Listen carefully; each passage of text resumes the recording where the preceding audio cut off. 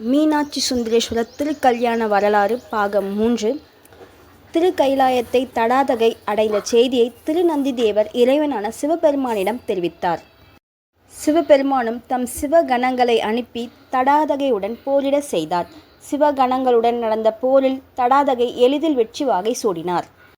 தடாதகையின் வெற்றியை திருநந்திதேவர் கைலைநாதனிடம் தெரிவித்தார். இதனை கேட்ட சிவபெருமான் நாகவில்லை கையில் ஏந்தி இடப வாகனத்தில் போர்க்களத்துக்கு எழுந்தருளினார்.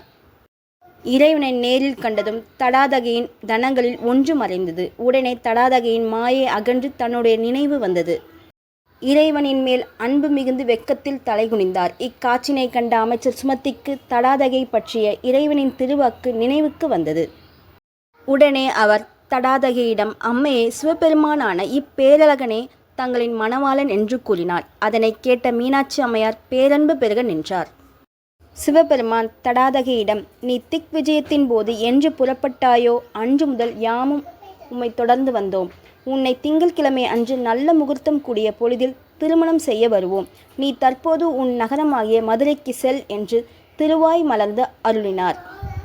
சிவபெருமானிடம் அன்பினையும் உயிரினையும் வைத்த தடாதகை தன் படைகளுடன் மதுரைக்கு திரும்பினார். மதுரை திரும்பிய தடாதகை தன் அன்னையான காஞ்சனமாலையிடம் நடந்தவைகள் அனைத்தையும் கூறினார்.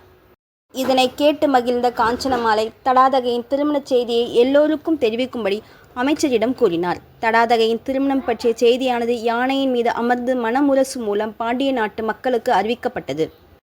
வெளிநாட்டு அரசர்களுக்கு மீனாட்சி திருமணம் பற்றிய ஓலைகள் அனுப்பப்பட்டன. தடாதகையின் திருமணம் பற்றி அறிந்தும் மக்கள் தங்கள் வீடுகளையும் நகரங்களையும் அலங்கரித்தனர். திருமணத்திற்கான மண்டபம் பொன்னாலும் நவமணிகளாலும் உண்டாக்கப்பட்டது. திருமணத்திற்கு வருகை தருவோர் அமர இருக்கைகள் தயார் செய்யப்பட்டன. திருமணத்தை எல்லோரும் பார்த்து மகிழும் வண்ணம் திருமண மண்டபத்தின் நடுவில் மணமேடை அமைக்கப்பட்டு அலங்கரிக்கப்பட்டது. சிவபெருமானின் திருமணச் செய்தியை அறிந்த தேவர்கள் அனைவரும் கைலையில் ஹரஹர என்று துதித்தனர். பின்னர் நந்தி தேவரின் அனுமதியுடன் இறைவனை கண்டு வணங்கினர். குபேரன் சிவபெருமானை அழகான மணமகனாக அலங்கரித்தார். குண்டோதரன் குடைப்பிடிக்க சிவபெருமான் இடப வாகனத்தில் ஏறி மதுரை நகரின் வெளியே எழுந்தருளினார். சிவபெருமான் மதுரை நகரின் புறத்தே எழுந்தருளி இருப்பதை அறிந்த காஞ்சனமாலை பாண்டிய நாட்டு அமைச்சர்களுடன் சென்று அவரை வரவேற்றார். காஞ்சனமாலை சிவபெருமானிடம், உலக இயக்கத்திற்கு காரணமானவரே, தாங்கள் தடாதகையை மனம் செய்து பாண்டிய நாட்டை ஆள வேண்டும் என்று விண்ணப்பித்தார். சிவபெருமானும் அவ்வாறே ஆகுக என்று காஞ்சனமாலைக்கு அருள்பாலித்தார். பின் மதுரை நகரில் அமைந்திருந்த திருமண மேடைக்கு இறைவன் சொக்கநாதராக எழுந்தருளினார்.